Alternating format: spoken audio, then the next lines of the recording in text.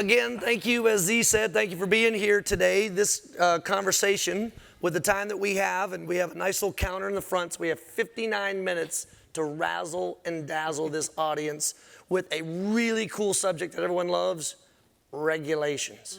I mean, it couldn't be more sexy at South by, could it, than regulations. But here's the cool part. This group of founders are seasoned and experienced in using regulations not just as, bumpers left and right to build their business, but they've also managed to use it as a competitive edge. And so what I'm going to do is ask Jennifer and Eric and Joseph to very briefly give their bio of how they got to now and about their company. And then it's the very story of their company and their journey that we're going to get into about how they use regulations as a competitive edge, or, as you'll see, how they're actually influencing regulations going forward. So again, my name is Joseph Kopser. I'll talk a little bit about what I've done in this space, because I too, as a founder, participated in the regulatory environment. But without any further ado, Jennifer, tell us how you got to now. Sure, and thanks for having me. So started the company 19 years ago. Kind of feels funny to still be a founder, but you go through a couple left turns as we all have done that. And what we've done to date is we've leveraged artificial intelligence to build the world's largest business relationship graph. And so what does that mean to all of us? So what we do today, and we're one of the many companies that benefited from what happened in the pandemic, we map and monitor global supply chains. Today, we map and monitor almost 500 million businesses around the world, north of 12 billion relationships between all of them. We look at about 400 trillion transactions a day, so at speed and at scale. 2 years ago, we hit unicorn. We hit a $1.2 billion valuation, which was thrilling. We could talk about that someday. But that's what we do. And so I think, from a how did we get here many, many years ago, which I stopped counting, figured out that there was just a big disconnect between who we were doing business with, they were doing business with, and whether it was a good or bad thing. And I think the pandemic really proved that out. Absolutely. Eric. Thanks for having me. My name's Eric Smith, co-founder and CEO of Keystone Tower Systems. We developed a new manufacturing process for towers for wind turbines, so the giant steel pole that holds the machine up. We invented and built machines that produce those. I started the company over 10 years ago as a technical founder. My background's mechanical and electrical engineering, and so I, was personally interested in politics, but had never done anything in DC, and kind of just stepped into this field with the goal of developing technology. Fast forward 10 years later, the Inflation Reduction Act comes out, the breaking news, everyone's like, how did this get through? How did they flip Manchin, all that? And I spent all night reading 1,000 pages of legislation. Oh, you actually read it? I read the whole thing. And the next week, had 2 senators propose an amendment to it on the floor of the Senate. Nice. And to get from knowing nothing about DC to feeling like, oh, I actually get to be a part of pulling on the rules is huge. And I also exited last year, and so I now get to talk a little more freely. So hopefully share with you guys some of the tips and tricks of how you can kind of, coming from a technology background, learn to sort of play in the regulation space. Thank you. Joseph. The other Joseph. You're anchored on either end by Joseph. So I'm Joseph Akintola. I'm the founder and CEO of a company called Deposits, Inc. We're a financial services infrastructure company. Actually, the genesis of the formation, the germ that built what Deposits became was a congressional hackathon with the Alliance for Innovation Regulation. And so we were lucky to be part of this small little hackathon where we got all the insights into the workings of the CARES Act bill and popularly created the PPP and all sorts of other things. And it was us, Wells Fargo, Plaid, a whole bunch of unicorns, and I was just happy to be in the room, And that process basically gave me a baptism in working with regulators to actually deliver on the thing that they want. Right? When you're operating in a highly regulated industry, your product is also a product for their consumption. And so having that very close and intimate feedback loop was instrumental into what we ended up doing, which is building a Rosetta Stone for communicating with legacy financial infrastructure, a unified data model, and then no-code, low-code tools on top of that for accelerating the delivery of financial services. And how that's tied together is those germs and that inspiration trying to mobilize 11,000 financial institutions, which is 4 times as many as all the banks in Europe combined that all manage their own technology separately, to be able to deliver on a package that can basically save the economy. That's what we thought we were doing at that time anyways, with the MyCares Act. And we were able to use the primitives from deposits to launch a platform that saved a whole bunch of businesses. Especially, I gave it away in partnership with the African American Credit Union Coalition, the oldest and largest in the country, and a whole bunch of CDFIs, and we had a 0% fraud rate, launched it in 2 weeks, and we're able to save hundreds of businesses that were getting turned away elsewhere. And that is a testament to what's possible when you start with your other customer, your regulators in mind. Yes. So, you've heard their stories, but I want to just reinforce the importance of South by and what this conference really is about. And so for me, it is super personal, and why, depending on whatever age or stage you are in your career, in your life, or in your journey with your company, the stories you're going to hear and the lessons learned could apply in your life, in your journey, in your company. And so for me, it doesn't get any more personal than South by. As I was explaining to Jennifer, I asked, how is her South by? She's going to be in and out for this because she was able to spend the time with us and then has to get back to building her company. And then she said, well, how many for you? And I said, this is actually my 12th South by, because on this Sunday, the first Sunday of South by in 2012, I had an idea for a disruptive technology. It was called Ride Scout, to kind of think differently about the way we move transportation regulations. And I had a co-founder who said, well, let's see if we can get you into a South by pitch. And then if it works, maybe we'll try to raise some money and maybe we'll see if we can build a business. And it was 12 years ago this day at South by, I stood on a stage just like this, all alone with a microphone, pitching this disruptive technology called Ride Scout. And in the audience was that man right there, Craig Cummings in the front row, who, once he saw us win second place, said, I think Joseph and I are onto something. And sure enough, sitting next to him at the time was our first outside investor into the company, and that's how the ball rolls. That's what happens at South by. And then 5 rows behind him in this second aisle over to the right is Matt Loudon, who the next year I said, the Department of Defense, I was 20 years Army, has a lot of burdensome regulations around acquisition and procurement.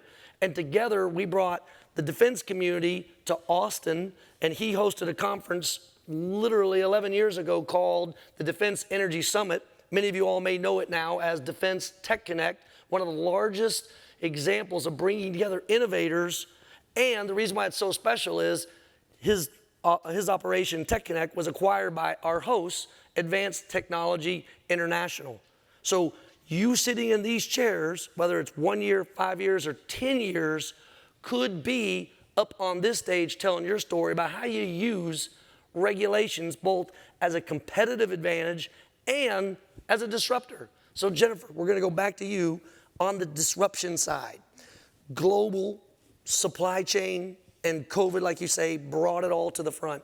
So what have you all been doing over the years that is pushing the envelope and pushing regulators and dare I say, making them uncomfortable? What does that look like? And then we'll get later into how you're now influencing regulation. But what's that journey look like? Sure. So I think you actually heard a couple of the themes, and I've had personally the joy of testifying in front of Congress 7 times. And from a supply chain transparency standpoint and regulatory standpoint, it's everybody's job and nobody's job, and I think that's a bit of what you're hearing right here. So I think from a pushing on the standpoint is, for us, we're all about data. We're a big data company. If I don't have data, then I really don't have anything. And if I don't have data, I can't tell the truth. And so the interesting thing here in the States, like we literally post what we have for lunch that day, right? Yes. Like I had grilled cheese, everybody knows I had grilled cheese. On Facebook, Instagram, and now TikTok. Well, Yes. right now.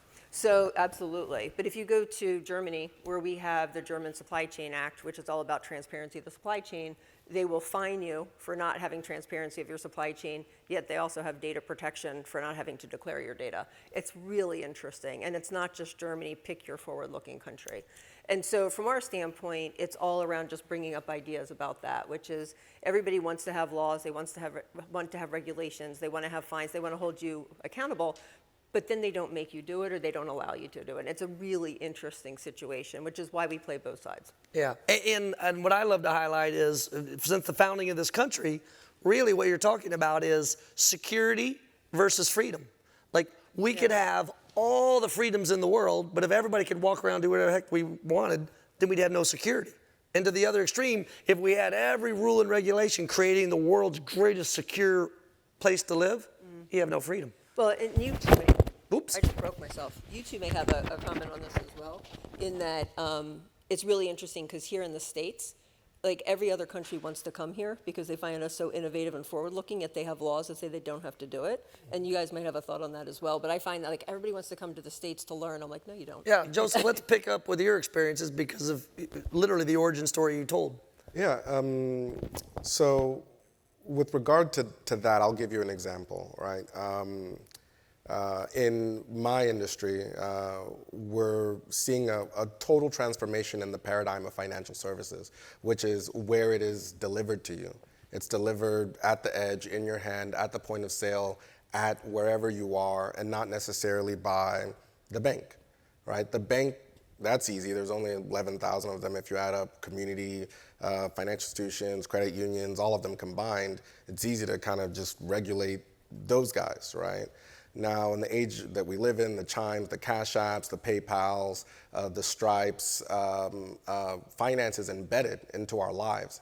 And the person who onboarded us was a digital company. They're just a tech company. They're not a bank. They can't be regulated with the same measures. And so it's that push and pull. Are we going to slow down our economy so that we can, protect our financial infrastructure, sort out fraud, X, Y, and Z? Are we going to, basically lean into it and see how much growth we can get in the increase of transactions that we can accomplish, and just by doing our same transactions we do today faster?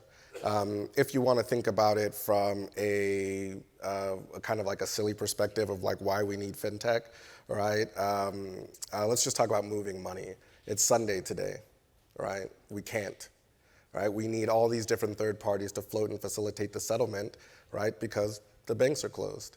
This is not something that exists in Europe, right, where things are real time, not even in West Africa, not in Asia, et cetera.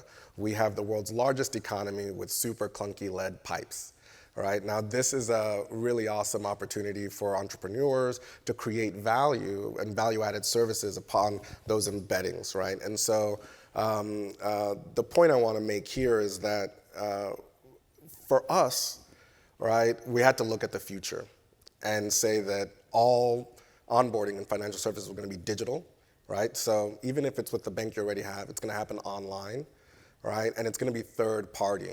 It's going to be contextual. It's going to be about you and your workflows, et cetera. And anybody with a good relationship that has influence over the flow of funds or position in the flow of funds or some kind of advantage will essentially be able to operate as a bank, a pseudo bank. And so what can we do to balance that equation so regulators are happy, the banks which we require their sponsorship, right, to do anything because none of us are banks, we don't have the licensing to carry out any of these operations, are happy, and then there's still enough room and incentive for third parties, right, and service providers to be able to make a living and grow their businesses on top of what's left. And so, for us, it's charting the course. Right, the regulators are obviously very protectionist right now, right? So if you see in the news, especially after the failures of certain banks like Silicon Valley Bank, SCN, a few other banks, we've seen change, right? Which is what can we do to make sure that we're protecting the rest of the economy from this contagion?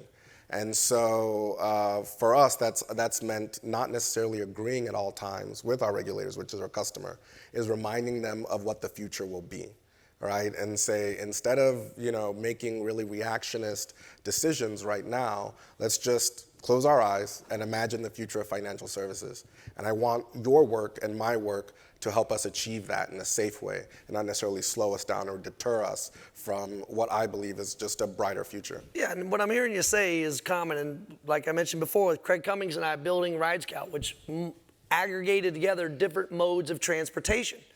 And what was really interesting to us as we got on this journey is, well, we were trying to put more people in public transit, more people in taxis, more people in bikes, more people on foot, meaning we're trying to get them out of their car to clog up Mopac or clog up I-35, trying to make it easier to do it. But to your point, older institutions resisted that because they're like, well, we're a bus operator. You can't have our logo inside your app. And I'm like, we're helping put people in your buses. Why would you find? So I'm hearing the same thing. We're trying to help people put money in your banks. Exactly. And yet you're the front door that they're very nervous about. So Eric, energy, boy, that's an institution, kind of has some legacy companies. Yeah, for sure. What does that look like to you in this same theme? Yeah, so, and I think tying it back to the regulations side, when we started Keystone, the sort of, one of the limits, no one had ever built a wind turbine taller than 500 feet in the US. Today, wind energy is the cheapest power source available, period, if you're in the Texas Panhandle, if you're in Oklahoma, if you're somewhere where there are no trees and the strong winds can get close to the ground and you can reach them up at 500 feet. Yeah. But no one had ever built higher than that. The FAA had never even written down the rules to build higher than that. And so everyone in the industry thought, well, you're not allowed to build higher than that. The rule book says anything up to 500 feet, put a blinky red light on top of it, you're good to go. And then it's silent, right? It says nothing over 500 feet. And so we did a lot of work. We did work with DOE, throughout the industry, to show what's possible. Once you have the technology and the possibility of building higher than that, you can actually get up to strong winds throughout the country. The Department of Energy came out with this big study called the Nationwide Wind Report. Basically, how do we get this cheap power source out of the plain states and accessible throughout the country? Yeah. And so then finally the FAA did their homework, figured out what are the rules, what do we have to do to allow people to build turbines taller than 500 feet? 2 red lights. Instead of 1 red light, you put 2 on top of it. So wait, 1 at 500, 1 at 500 to meet the original regulation, and then another one on the Yeah, tippy we can top? get up to 1,000 feet with 2. So as soon as they finally wrote down the rules, everyone went, oh, the vast majority of turbines that are planned for the next few years are over 500 feet. And the whole industry thought you just weren't allowed until we got them to sit down and write the rules. And so but it took years of teaching people, here's what's possible. This is what it's going to take in order to be able to spread this industry out of the plains and into the rest of the country. And it's because you're on the forefront, you're the first ones trying to breach these barriers that the rules aren't written yet, and you got to help the government write the right rules and see what the value is when they write good rules to sort of enable the industry to spread into new spaces. Yeah, I mean, it's fascinating. 20 years in the Army, a couple of trips through Iraq, and I remember our second trip to Iraq, they started rapidly fielding these vehicles known as the Buffalo because too many soldiers were getting blown up and tragically killed in Humvees that had a flat bottom. So you need to have a V shape so the boom goes up and out, not into the cabin. And they rushed them so quickly, they didn't put machine guns on top of it. So effectively, you have just a large truck to carry people, like a large van. It's well armored, but there was no armament on top. And then when we had our combat engineers were in the vehicle, they took me for a ride looking for IEDs one day and asked them, why does this thing not have a machine gun? They said, oh, because it didn't pass the safety test before coming over here. So I went down. No, that's true. You can laugh. That literally was said. Didn't pass the safety test before getting to combat. So we went to the contractor who was in the motor pool and said, is there a way that you can help us put that machine gun from that vehicle on top of that vehicle? He said, nah. I said, why? Didn't pass the safety test. I said, do you know how unsafe combat is? Especially when you don't have a machine gun? Why in the world is that the limiting factor until you ask the question, why? Yep. So, Jennifer, we've talked about the reaction to this, but now for instance, you mentioned 7 times testifying before Congress, and you have to keep going. How does one in this audience get to a point where they know they've got a disruptive technology? They know they have something that's going to push the edge. how are they ever going to get in a seat in front of a member of Congress to make that point? Or any regulatory body, if that's easier. So I would not personally go to the regulators first. I actually agree with what Joseph said. We got a customer first. And you get a customer that wants to lean in. And we've been fortunate. I mean, again, I started the company 19 years ago with one good idea, which is mapping and monitoring the global supply chain. And that's all we've ever done. And so we've had, kind of ups and downs. But I think getting a couple examples, like when Russia invaded Ukraine, in the first 10 business days after that occurred, 3,000 supply chain sanctions globally got levied against Russia. Yeah. And so all you needed was to find one customer that got hit a few times with sanctions that said they had to report to their CEO and to their board, and it would take them weeks on a minimum to go and reach out and to survey, and using our platform, it took them a couple hours. Wow. It was a humongous win. When Silicon Valley Bank went down, that was a great opportunity, right? Because the regulators nowhere were really looking at fourth and fifth party. Yep. And so if you think about it, the regulators for the bank, so critical infrastructure, was really focused on cloud providers because they were looking at for constant. So if AWS goes down, which it's really hard to manage against. And we said, think about Silicon Valley Bank, that's every industry, right? Like every bank is trying to figure out who can make payroll, who can't. And so we would have JP Morgan or pick your bank come to us. We have 50% of the world's largest banks use our platform. And actually would come to us and say, hey, we need to report to our board, our CEO. We were literally in a board report by name to Jamie Dimon in December because what we did for their third-party risk team. So I think getting ahead of the regulators and showing them what's possible. And then what we did, and you did something a little bit different, but you took a market. And we went after the Canadian market because you have 5 big banks. And 3 of the banks are already customers, big banks, and 2 more are coming this year. And we partnered with one of the big system integrators, and we just said, we're going. And we have all 3 of those banks plus OSFI, which is their regulator, now all working together using our platform. But we backed into the regulation, showed them what was possible. Most of regulatory, and you've touched on it, and you touched on it as well, Eric, it's risk mitigation, right? They want to make sure they're protected. Whereas you said something earlier, our best customers, one, they're out of the US because of how we operate. The second is half of it, the conversations moved on from security and like a risk posture to offensive and competitive. Yep. And so we have customers trying to figure out where to put investments 3, 5, 10 years from now and how to get ahead of what's going on and kind of doing simulation. And for those of you, I'm building on that note, it's a nice segue to give another shame. By the way, I live in Austin, Texas. I'm so damn proud of this town. I'm going to give shameless plugs every chance I get. You may have seen that the Army, the military, is here in huge presence this year. They need disruptive technologies, but at the same time, as Matt Loudon, as I said earlier with his conference, is trying to help bridge that divide. But it was originally in 2015, 2 years after the conference was started here, that Secretary of Defense then, Ash Carter, came, and his whole point was, look, we have a choice, and this goes back to all things regulations.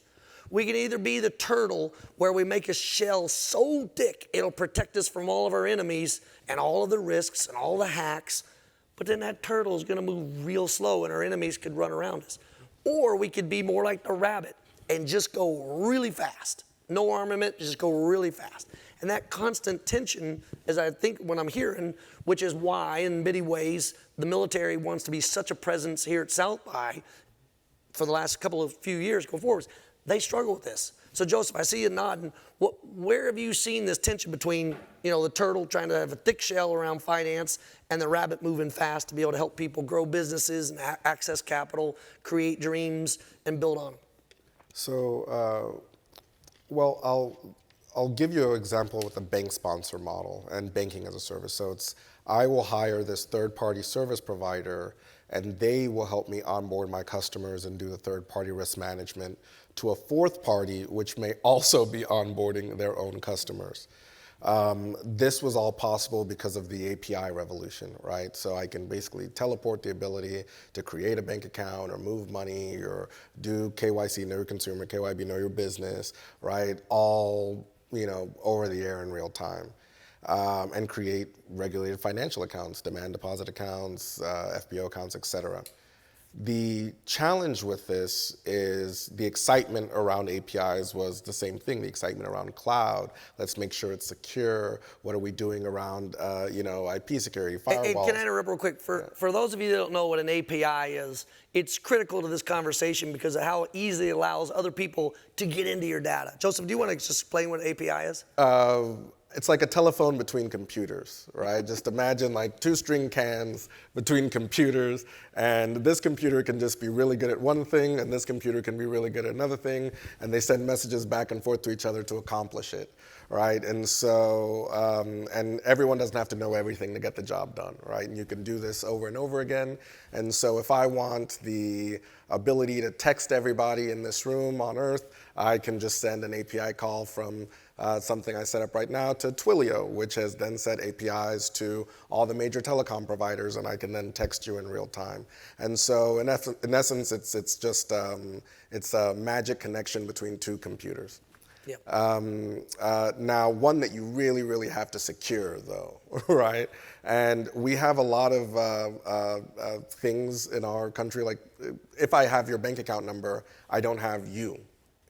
I don't know your name, I don't know anything. In most other countries, it's not like this. They have something called a bank verification number. And so one good thing that it does is you can't send money to the wrong account, right?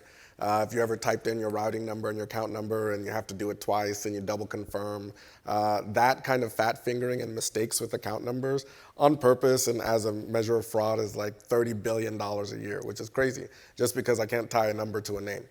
Now, so that just gives you and that's how we want to keep it, right? We want to keep it that way because of our privacy laws, right? Which is a little bit different than what you have overseas. And so it's a trade-off between the $30 billion of savings you get from people not accidentally sending money to the wrong accounts or fraudulent accounts. But, obviously the trade-off is that, again, it's the security versus the freedom. Yep. And so we focused on security a little bit too much. In essence, it was all around, are the APIs secure? Who all has access to the data? All of that. And forgetting that financial services largely exist in the product. They exist in the interface. They don't exist on the API. And so it created this complete asymmetry that then led to a lot of problems down the road. Right, so if I'm a sponsor bank and I have this partner or program manager who's onboarding, the next Chase or Chime or whatever, and they're all onboarding their own customers differently. All I did was give them an API. They make their interface, they make their app, they do whatever, right? But at the end of the day, Reg E, that's individual, like financial regulations, almost 100,000 different things. You can write the disclosure wrong and come up on $1 million fine. And when you're having, third parties and fourth parties do that, and you say, well, everything checks out because the API is fine, it's a complete, lack of understanding of the entire purpose. And so one position that we took was we stayed very, very early on that, it's not the API, it's the interface. Right? And there was not a single low-code, no-code provider that was saying, I'm going to make thematic, brandable, composable interfaces that are compliant so other people don't have to. Essentially like a Shopify for financial services. And we were the first people to say that. And I remember, people kind of laughter or, no, that doesn't make sense or blah, blah, blah. But we had our eye on the future, and we knew that there was just no way, especially for a company of our size, to police our customers that much, right, to protect the sponsor bank, to then protect them from the regulators, right? There was just no way that we could police them if we weren't setting the guardrails. And 4 years later, right, that thing that we knew, and that was our position, that was how we raised capital, right? That thing is now where everyone is going. Yeah. And we were able to influence regulators as well and say it doesn't make sense any other kind of way. And so let's build on that, Eric, and I'm looking to you now, and the same question I posed to Jennifer, which is, in this audience, there are founders, inventors, folks with ideas that they know that industry needs to be disrupted, or they need to use that regulation as a competitive advantage, whichever side of the coin they're on, probably both many times. How do they get to that point? Jennifer said maybe not go straight to the regulators. Mm-hmm. What is the path that they should start taking? What's they look at? Maybe stay up all night and read all 1,000 pages. Yeah, I mean, I think I think there's so as a startup, you're small and nimble. You're able to figure out how to craft your business to take advantage of an opportunity that's out there. You don't have to do it the way you've been doing it for 10 years because you haven't been doing it for 10 years, right? Yep. And so I think, first off, really understanding exactly the rules, and it's convenient in a regulated industry, they're all written down for you, right? So really understanding the rules you're playing in and looking for, where's the corner in here that you can, you know that you can get an advantage. That's great. You should absolutely start there. The long game of being a part of the community that's actually rewriting the rules, that can be a huge game changer. But that's it takes years of getting to know the right people, right. Really getting in there and being respected. It's not like the day they're writing the rules, that's when you call them up and say, hey, change this. You need to have known them for a long time and know the person on the staff who focuses in that corner of this policy, and you've given them feedback for years, and then that's when the critical call can happen. And so influencing it is a long game. It's hard, and often that timeline, it's tricky to make that line up with a startup. And so I guess I'd say, for sure, play the game of what's out there today. And if you're going to run a 20-year company, absolutely play in helping to write the rules. Because if you can write the rules, then you can make sure that the world is shaped in the way that works well for you. But it also can be this, if it's a make or break thing and you put 2 years into it and it doesn't come out the way you want it to, then that can be a hard game for a really fast-moving startup. In energy, we were playing the long game from the start, so our timing kind of worked, and the hard part for us was actually making the fact that we were playing a long game fit within the startup world, but that's a different story. And I think there's two clear examples of how to do, the choice that you just made.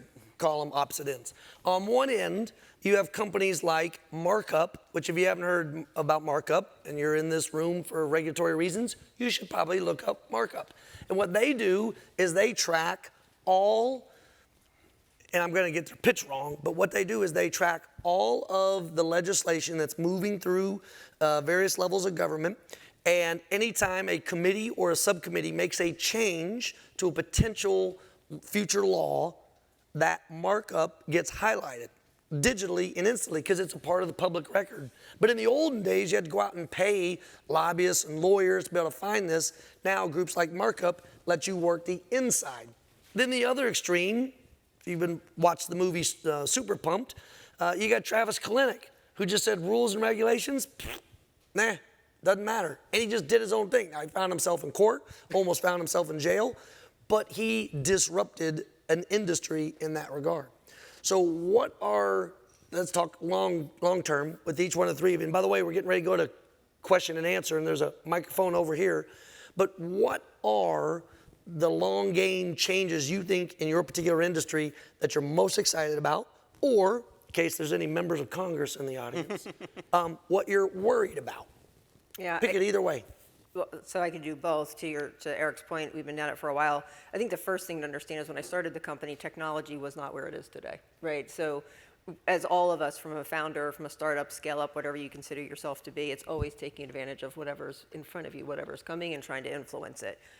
When I started the company for 14 years, we were a services company because tech didn't exist. And so, converted pretty successfully in 2012, didn't get funding until 2019. So I bootstrapped the company for the first X amount of years. Good on you. Well done. 2014. And then actually hired engineers to hand labels. So Carnegie Mellon came to us to figure out where we got our training data, and we told them we built it. And so at that point in time, it was a big differentiator, not so much anymore with AI, Gen AI, and everything. And so to your point, what's next? I do think one of the things that Eric mentioned, and Joseph, we were able to raise during the flush times over the last few years. It's not real flush right now. So now I wouldn't say we're being forced, but we're being taken a breath, if you will, to say, do we double down on industries and really just try to own them? Or do we become this kind of supply chain nerve center? Like when we pitched the investors, it was all about becoming this self-healing supply chain. You want to do exception management. Nobody wants to manage their supply chain. Talk to anybody. There's no four walls. And so it's really, do you want to do an industry, or do you want to become this thing that, SAP and Oracle or ServiceNow or pick your technology, they cannot do their job without. And that's where the regulators for us are becoming really material, because if I can influence the regulators, now all those companies have to pay attention to us. And that's really, when you think about, when you ask me a question of what are we looking at, we're influencing the regulators because in several critical infrastructure sectors, they've really picked up. We have the entire country of Singapore standardizing on our platform. Like, that doesn't happen to just everybody, I don't think.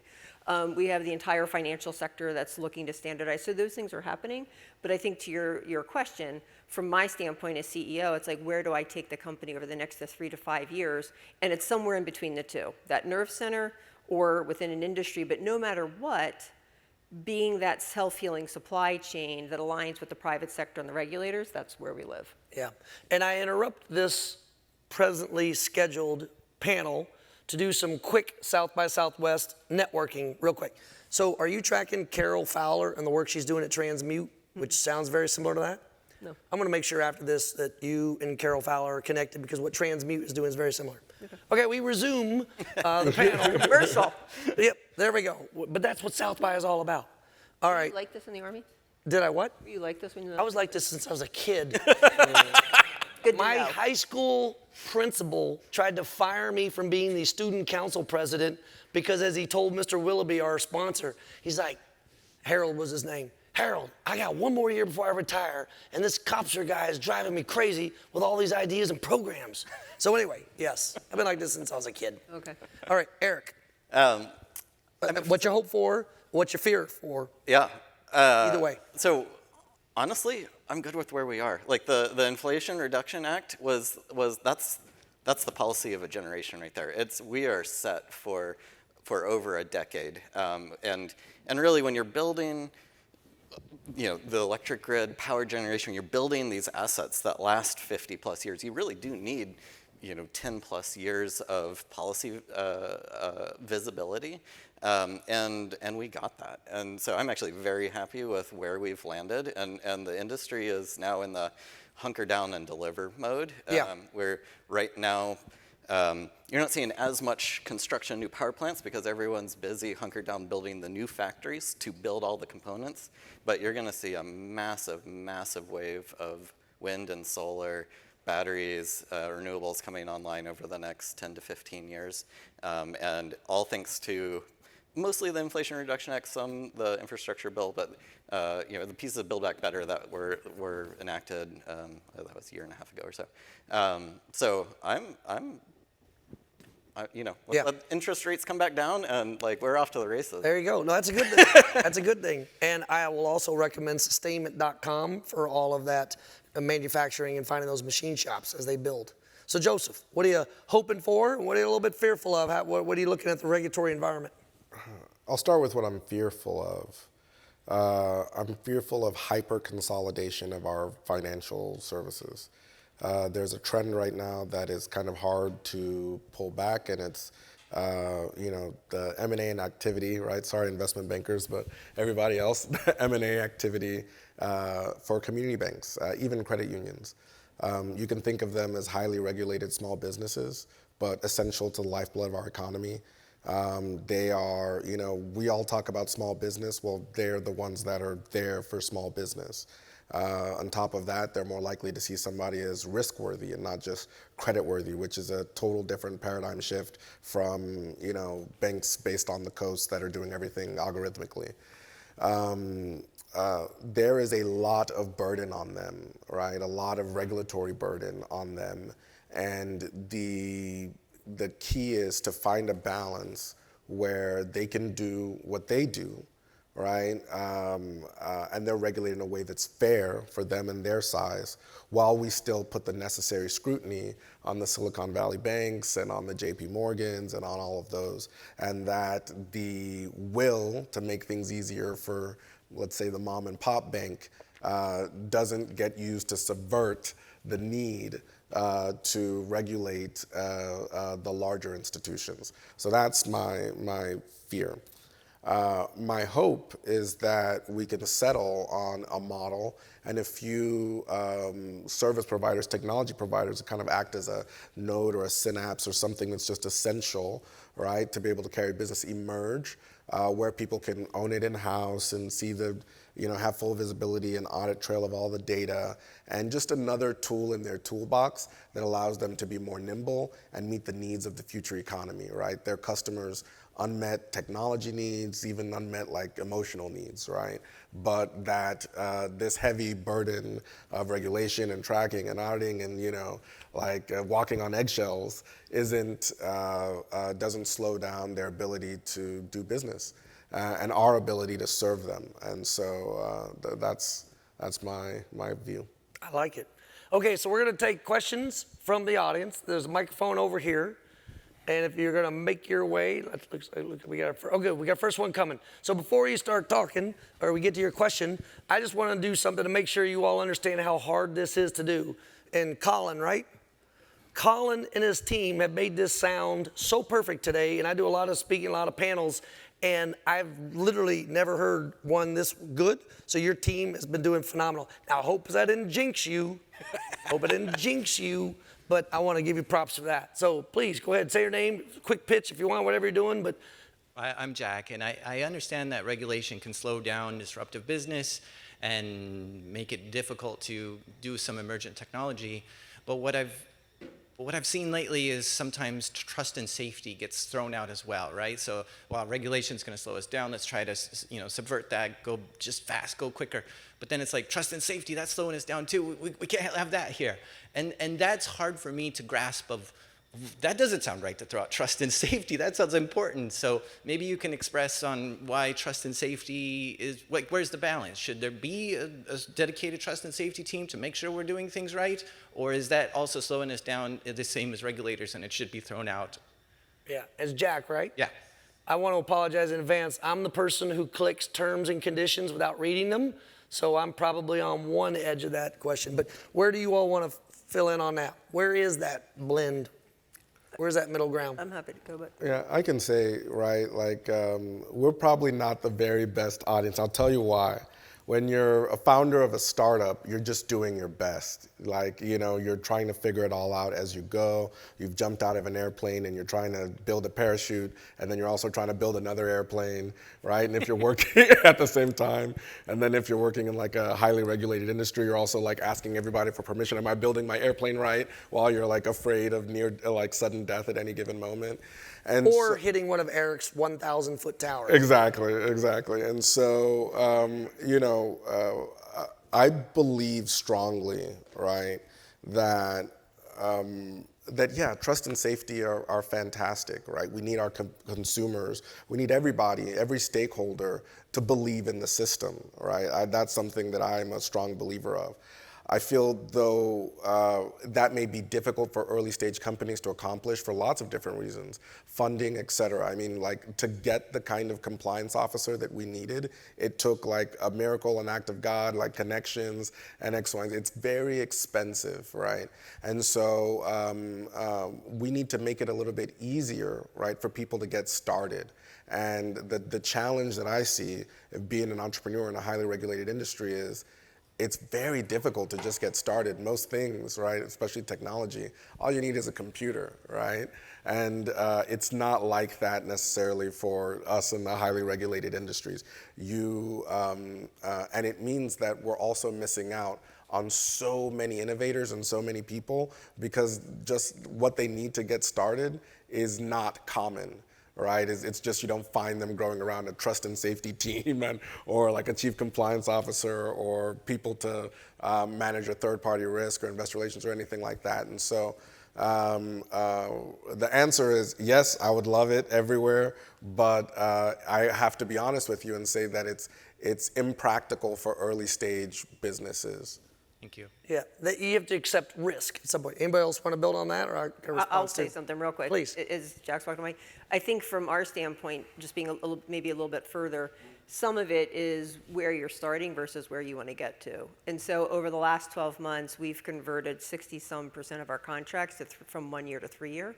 so that we don't have everything net new, which to your point, some of it's maturity, and some of it is I can continue to build a plane while maturing 60-some% of our programs. And I think that what we have found from a risk standpoint is when you start going towards not just the short term, but the longer term and going for advanced funding. I mean, our contract values grew from, kind of something small till something like $6 million a year, and they're going to continue to go year after year. And so I think some of it's being able to differentiate between the two, which doesn't mean giving one up, but just making sure you don't have any artificial blockers, because trust and safety will stop you. And I agree with you. I'll see that every single time. Yeah. And something, I have a question? It's more of an observation. Yeah, but before you get to it, I just wanted to make sure you were queuing.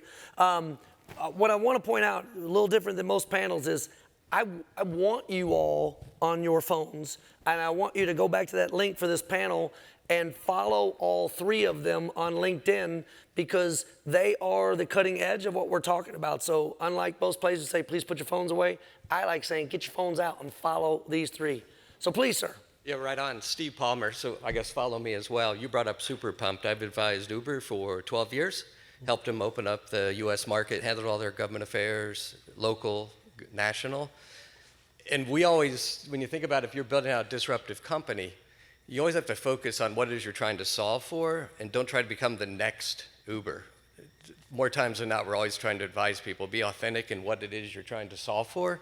The pathway that we drove at Uber is very different. We changed a lot of rules that is going to impact your ability to go to market just the way we did, but don't lose faith and hope.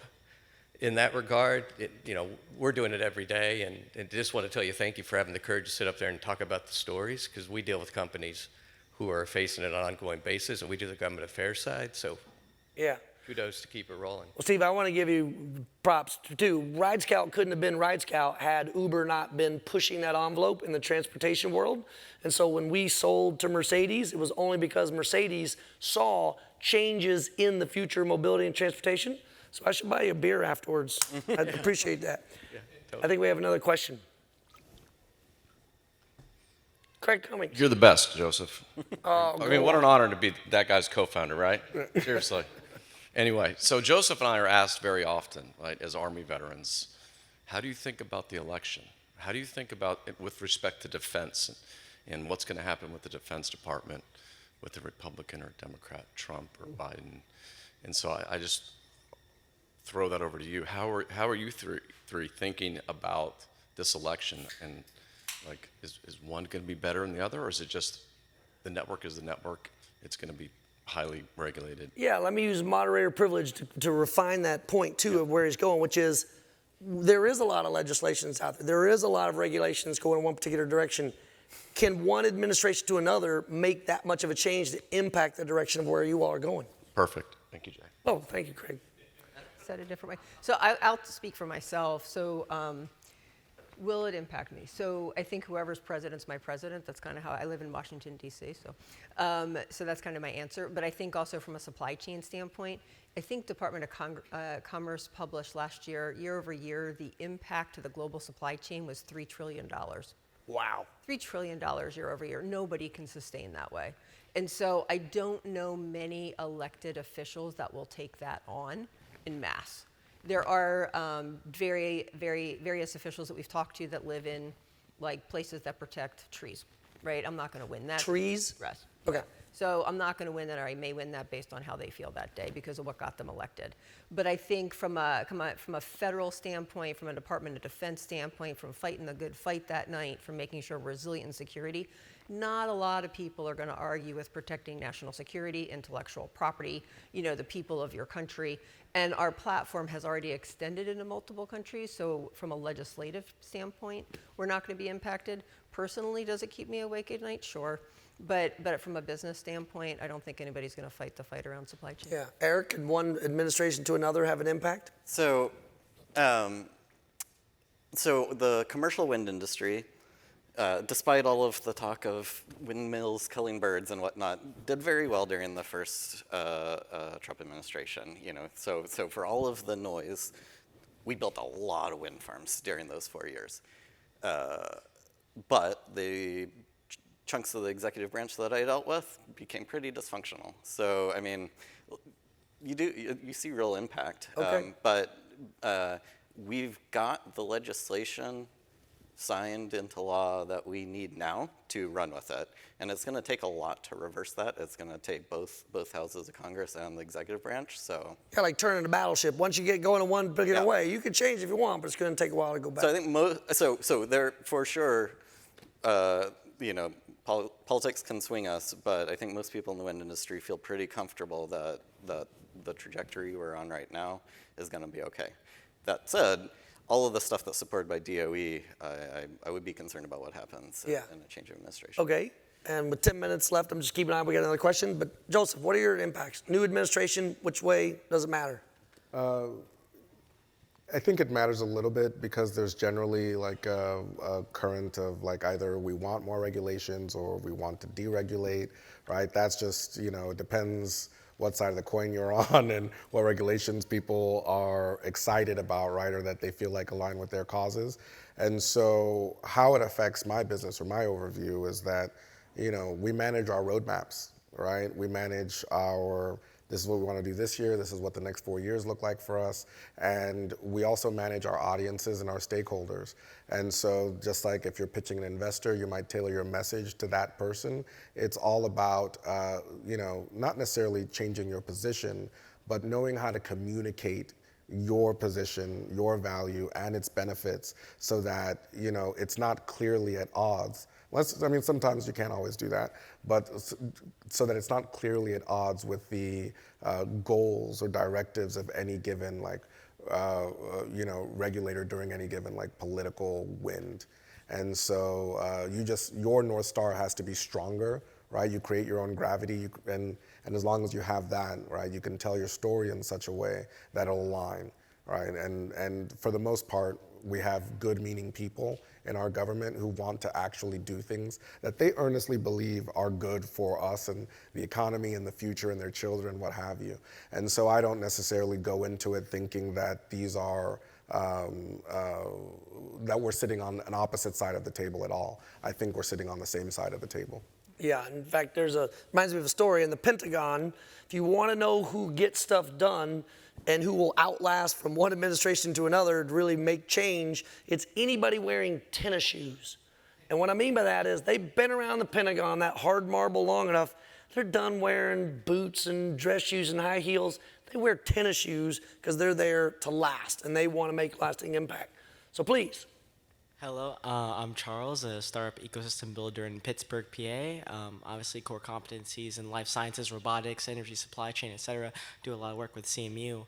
My question is, from a startup ecosystem standpoint, what are ways in which we can support startups in these heavily regulated spaces, right? Can you say that last? What are ways we can, support startups in these heavily regulated spaces? Kind of any high priority things that you'd be looking for, like as an institution that's trying to make it easier to build in Pittsburgh, that, you know, for happenstance has a lot of startups working in these spaces? Yeah, I've got an answer to that, but I want to open up the panel if they got anything. What would you say to startups that are looking for that, you know, incubator, that safe place where they can get that support that they can't get until they're much larger? I mean, I lived in Pittsburgh for a few years, so I'll be honest with you. I'm not sure what Pittsburgh cares about right now. Like, do you know what their high priorities are? Are you talking about from an industry standpoint? Well, you're asking us how do they get support. So support for what industries? I was mainly thinking of like, okay, like you're a small company, maybe you don't understand, you're a small startup, maybe you don't understand the legislative landscape of like what are the holes you can dig in, like what are just any ideas for like high priority programs, systems, interventions you can make to just make it easier to provide those resources? What are the resources that you target, right? Yeah. Yeah, so I'm thinking PTAP, and I don't know if Pittsburgh has it. Do you know? Well, sort of, but regardless of region, again, another cool thing about South by, yesterday the administrator of the Small Business Administration was here. Yeah. She was telling the stories about programs like PTAX and the Small Business Development Centers, and they're all over the U.S., but they generally take on the flavor of that city or region. So that's a resource, and it is grossly underused. Grossly. Startups rarely use the SBA like they could. And then in addition to that, there are lots of usually university-based incubators, accelerators, but then some communities, shameless plug, some communities like Austin, we have one place called the Capital Factory. If you haven't visited yet, go see the Capital Factory. They attract entrepreneurs and startups, and therefore they attract lawyers and regulators and members of community who want to, A, see them be successful, and B, want to be a part of that upside. I mean, this is capitalism after all. This isn't just charity, but they want to see them be successful so they can be a part of that team. And so I would bet it's there in Pittsburgh.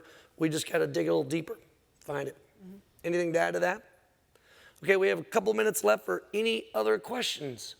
If not, I'm going to give an anecdote. Oh, please. Is that another shameless plug? Nope. Okay.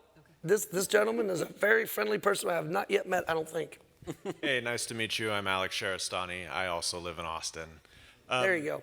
So I'm an AI developer, but I'm also an attorney, and I've had some struggles with getting into the legal industry. There's like a lot of pushback. And so what I've been looking for during South by is any highly regulated area that you think should be tackled. And so I figure you all would be the right people to ask.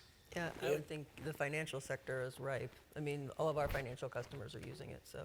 Yeah, financial monitoring, third-party risk management, auditing of contracts. Yeah, these are some key areas, right? Onboarding, right? And more specifically, going back and looking at what's already been done, right? So there's, every day there's new tools that are going into market, but that kind of unification, right, and visibility, are there things that we need to go back and fix before they blow up, right?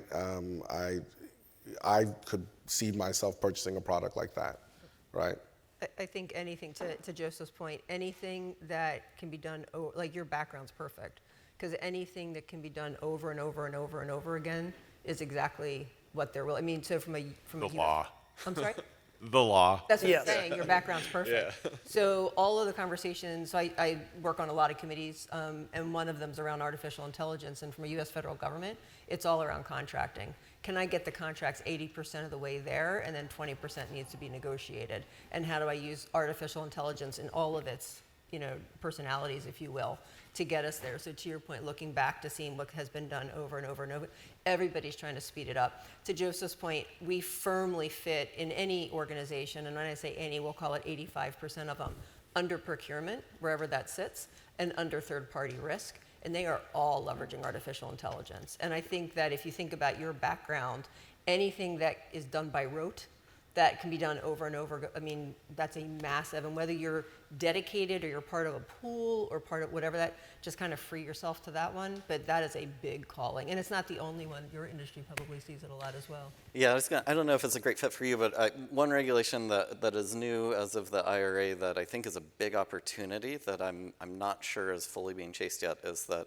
there are apprenticeship and living wage requirements for everyone working in all of these new factories that are being built for renewable energies, all the construction companies, everything, and the tax breaks that are associated with these are massive, enough that it will happen. And so how all of these new factories, guarantee that they meet all of the IRS requirements for apprenticeship programs and so on, I think is I think that's an important problem to solve, and it's a brand new one as of a year ago. And yeah, and the area I'd push you into or consider investigating is in the healthcare industry around healthcare data. Like, I carry around in my phone enough data about my fitness, mental state, heartbeat, everything, and I want to be able to share it better with tools and companies and API calls that will help teach me more about what I'm doing. But there's so many laws there. And then related to healthcare, speaking of the defense industry, which I know well, the transfer of medical records from the Department of Defense to the Department of Veterans Affairs is an abomination. And it's all about law, and it's all about how you're allowed to share different data and privacy. So I'd definitely push you in that direction. So any last questions or comments before we're going to wrap up? So what I want to do here in the end is a couple of things, which is to remind everybody here that whatever that idea is that you have to disrupt, it's probably right. A lot of other people have that same pain point. They maybe just don't realize it until one of you all come forward and start pushing on it and making it easier. And like Jennifer said, reports can go from weeks or months on end to a matter of hours. And that's something that you can do and disrupt. But all of this wouldn't be possible, though, without ATI, Advanced Technology International, that helped put all this together. Special shout out to Christopher Zimber here in the front row that herded all these cats and got all of us together. Colin and the crew, we didn't jinx it. It worked the whole way through. And most importantly, I want you all to thank our guests that all came in for this panel. Give them a big hand.